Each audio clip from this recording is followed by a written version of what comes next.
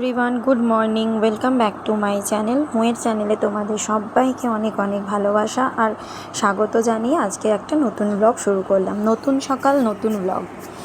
তো তোমরা যে যেখান থেকে আমার ব্লগটা দেখছো, আশা করি সবাই ভালো আছো, সুস্থ আছো। আমিও ভালোই আছি, তবে আগের থেকে একটু খারাপ, ততটাও ভালো নেই। কেন কি, বেশ কয়েকদিন ধরে যে পরিমাণে বৃষ্টি হচ্ছে, তাতে ভালো থাকার আর উপায় কোথায়। তো তোমাদেরকে আমার ভিডিওটা প্রথম থেকে শেষ পর্যন্ত দেখার অনুরোধ রইল। আর ভালো লাগলে একটা like, comment, subscribe and share করে দিও। তো তোমরা যারা আমার চ্যানেলটাকে সাবস্ক্রাইব করেছো, তাদের সবাইকে অনেক অনেক স্বাগত। আর যারা দেখছো, তারা প্লিজ একটু সাবস্ক্রাইব করে দিও। তোমাদের ভালোবাসা আর সাপোর্ট আমার দরকার। তো দেখো, আগের ব্লগে আমি তোমাদের দেখিয়েছিলাম আমি বাপের বাড়ি এসেছি জন্মাষ্টমীর পুজোর জন্য। তো এসে জন্মাষ্টমীর দিন যে পরিমাণে বৃষ্টি হচ্ছে, বলার মতো নয়। আগের দিন রাত্রির থেকে, জন্মাষ্টমীর পুজোর সোমবার ছিল, তো রবিবার ভোরবেলা থেকে যে পরিমাণে বৃষ্টি হচ্ছে, তাতে আমরা সবাই বাড়ির প্রত্যেকে খুব টেনশানে পড়ে গিয়েছিলাম যে এত বৃষ্টি হচ্ছে। আর আমার বাড়ির মায়ের বাড়ির সামনে যেহেতু উঠোনটাতে প্রচণ্ড পরিমাণে জল হয়ে গেছিলো, তো একটু চিন্তাতেই ছিলাম যে বাই চান্স যদি জল যদি ঘরের মধ্যে চলে আসে, তাহলে অনেকটাই প্রবলেম হবে। আর জল দেখো বাড়ির মধ্যে চলে এলে পুজোতেও প্রবলেম হবে। তো সেই কারণে একটু চিন্তাতেই ছিলাম।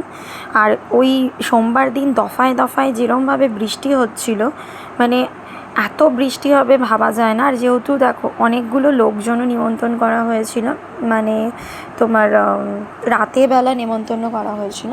তো নেমন্তন্ন করা হয়েছিল আমার মামার বাড়ি, ঠাকুমার বাড়ি, আমার পাশেই মামার বাড়ি। তো এই রকম আশেপাশে কিছুজন লোক, সবাইকে খাওয়ার জন্য নিমন্ত্রণ করা হয়েছিল। তো দেখো ঠাকুরমশাই চলে এসছে, সমস্ত পুজোর জোগাড় এখানে কমপ্লিট। আর ঠাকুরমশাই যে সমস্ত কিছু কাজ আছে, সেগুলোও কমপ্লিট করে নিচ্ছে। গণেশায় নমঃ। দীপাঙ্গাং গণেশায় নমঃ।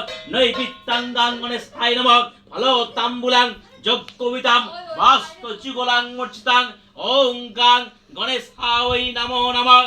খরবাঙ্গস্তুলাং স্নুং গজেন্দ্র বদনাং বস্কন্দ সুন্দরালুব্ধা গন্ধা মধুপা বালগন্ধাস্তুলাং দান্তা খাতি বিতারিতানিম রুধির সিন্ধস্বাকরম ব্রান্দে শৈলসাহুতাং গণপতিং সিদ্ধিপদা কামদাম দেবেন্দ্র মৌলি। তো এই যে পুরোহিত যিনি পুজো করছেন, ইনি আমাদের বংশ পরম্পরায় সবারই পুজো করে আসে। আর এখানে দেখো আমার মা, বোনের শাশুড়ি, বোন, আমরা সবাই প্রত্যেকে বসে পুজো দেখছি।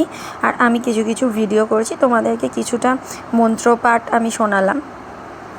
তো বেশ ভালোই পুজো করে, এত সুন্দর জোরে জোরে এত ভালো করে মন্ত্রগুলো শোনা যায়।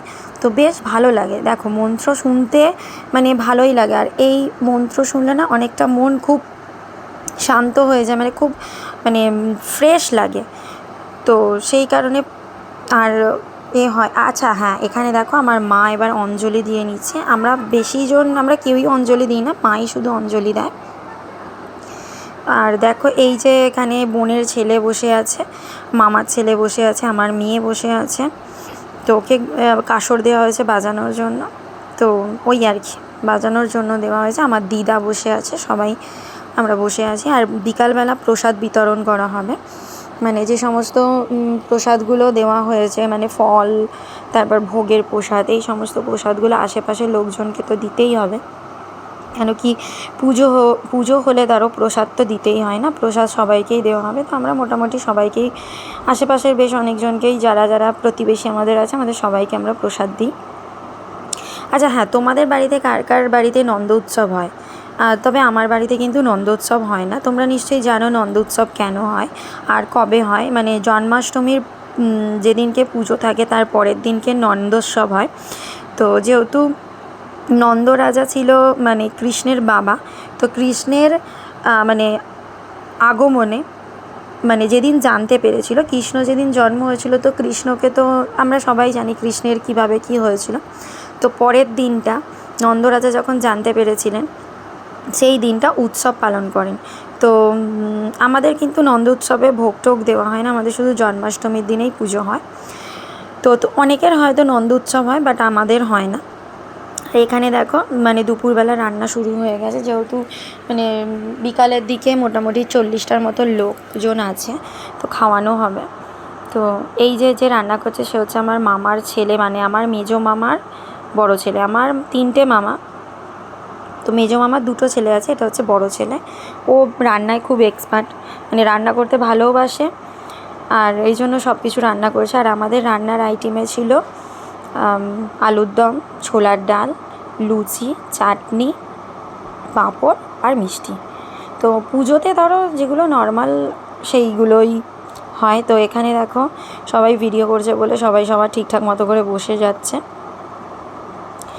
আর দেখো পুজো মানে একটা পুজো বাড়িতে মানে অনেক লোকজন থাকবে, হইচই হবে, সেটাই ভালো লাগে। আর আমার বাবা মা একটু অন্যরকম, মানে লোকজনকে খুব ভালোবাসে, লোকজন বাড়িতে আসবে, লোকজন খাওয়াবে, মানে খুব ভালোবাসে এগুলো করতে। তো বাবা খুব ভালোবাসে এগুলো। এখানে সবাই দেখো গল্প করতে বসেছে। আমরা তো 3 বোন, আমি বড়, এই যে এখানে আছে ছোট আর মেজো।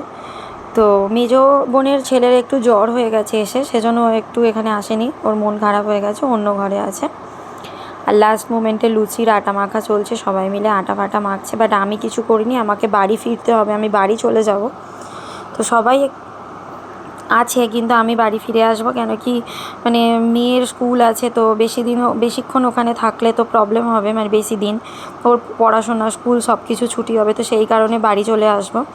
তো সেই জন্য আমি তাড়াতাড়ি করে খেয়ে দিয়ে মোটামুটি 9:30টার মধ্যে বাড়ি চলে এসেছি। পরে মা বললো মোটামুটি সমস্ত কিছু কমপ্লিট হতে হতে 10:30 11টা তো বেজেই গেছে।